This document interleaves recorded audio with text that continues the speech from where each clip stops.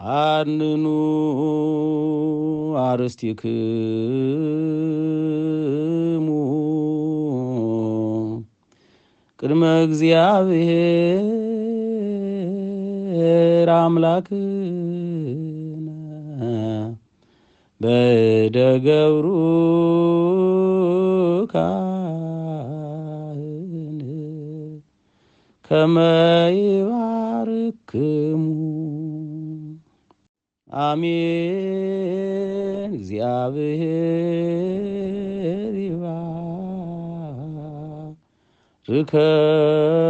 ይባርከነ ወይሳለነ እትዉ